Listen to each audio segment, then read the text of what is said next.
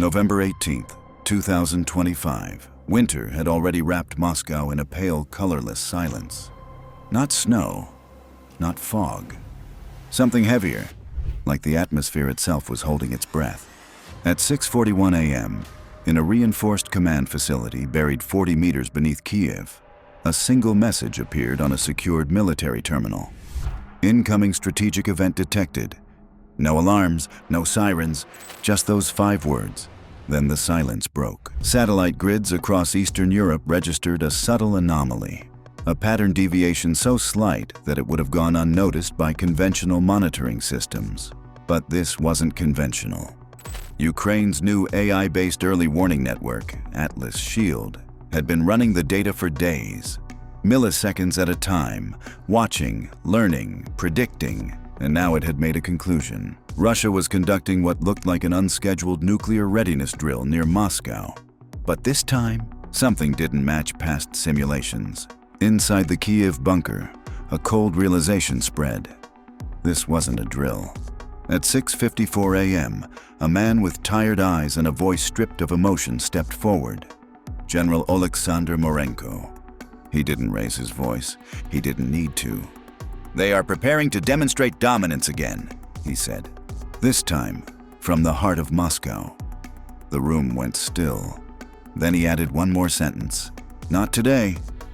At Pivden Air Base, hidden between forests and reinforced concrete, 10 upgraded MiG-29 Fulcrums sat in absolute darkness. No lights, no idle chatter, no applause. Just pilots standing beside them, unaware if they'd ever see the ground again. These weren't ordinary jets. For months, they had undergone covert upgrades, stripped radar signatures, digital interference skins, modified exhaust systems to lower infrared detection. Not invisible, just harder to read, harder to predict. Their mission name was simple: Operation Blind Crown. Not a strike for destruction, a strike for perception. Because in modern warfare, perception bends reality before missiles do. At 7:19, Morenko spoke again. "We are not attacking a city. We are attacking a myth." The engines ignited without spectacle. A low growl. Controlled, deliberate.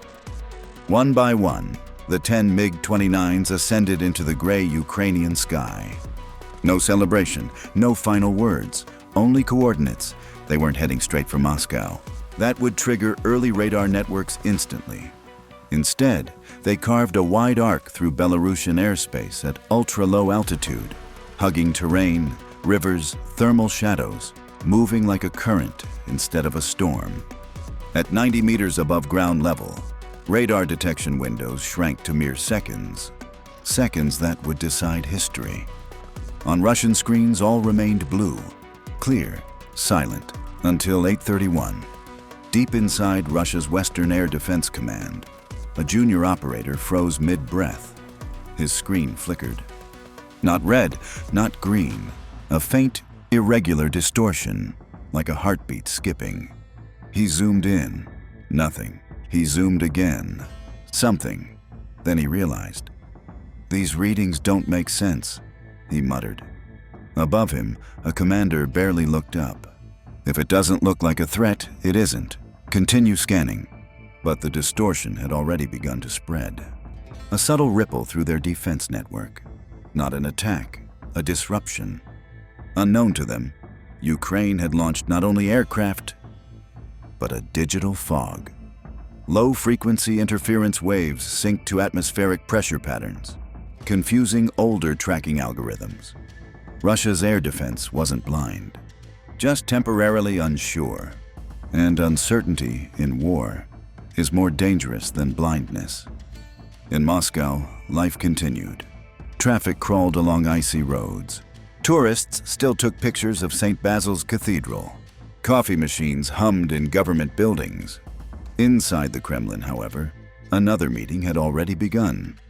The Defense Council sat beneath heavy chandeliers. No speeches, no cameras, just classified projections on massive black screens. The topic, a new phase of deterrence. The assumption, control, was absolute. That assumption had less than 30 minutes left. At 120 kilometers from Moscow, the 10 MiG-29s climbed. Not aggressively, just enough to be seen. A strategic revelation. Ukrainian command wanted them noticed. The moment one Russian S-500 Prometheus radar picked up their presence, alarms ignited like lightning across a sleeping city. Kremlin defense stations switched to full alert in 12 seconds. Pantsir S-1 batteries rotated, Buk M3 systems armed. Interceptor missiles began their warm-up cycles. On monitoring screens, the threat was finally undeniable. 10 dots, moving fast, too fast. What the hell are they thinking? A Russian general whispered. The answer was simple. They weren't thinking about Moscow. They were thinking about memory. Russia launched interceptors. Not one, not two, 24. Steel spears rising into the winter sky. Contrails slicing the air like scars. The world beneath had no idea. Clouds swallowed the upper layers of the duel.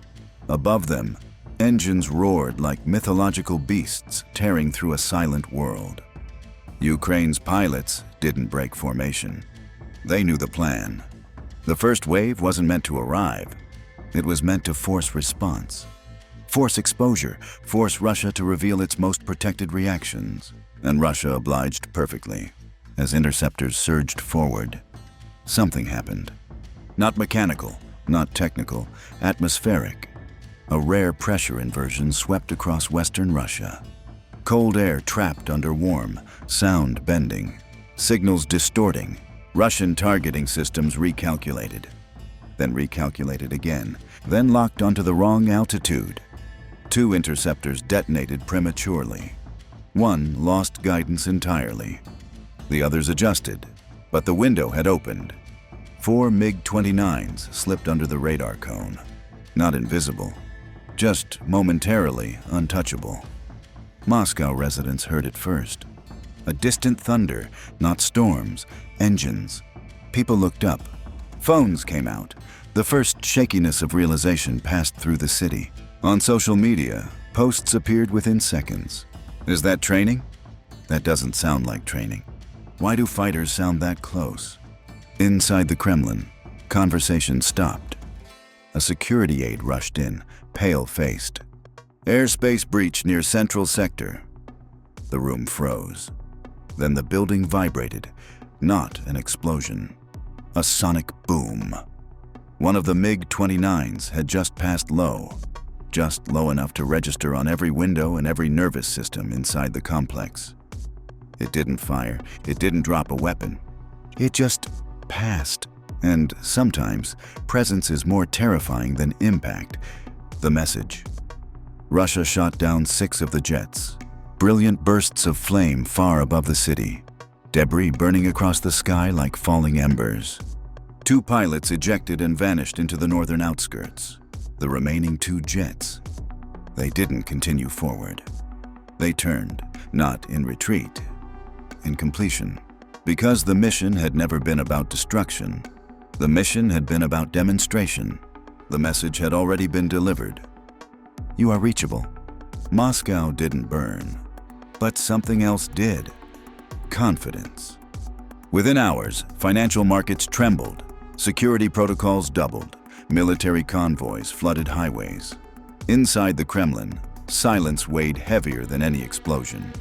Because everyone in that room knew one thing: 10 outdated fighters against the most protected airspace on Earth. And they weren't stopped in time. Back underground, Marenko stared at the final report. Aircraft losses, severe. Infrastructure damage, minimal. Psychological impact, incalculable. He didn't smile. He didn't celebrate. He simply said, they didn't hit a building. They hit an idea. No capitals were erased. No missiles ended the world. But a psychological wall, built over decades, cracked. And sometimes that is more powerful than any crater. Because empires don't collapse from bombs alone. They collapse when people stop believing they are untouchable. The sky above Moscow returned to its gray stillness by sundown. Cars moved again. People breathed slower. children stopped pointing upward. But deep down, something had shifted. A quiet realization, not of fear, but of balance. And balance, once disturbed, never settles the same way twice.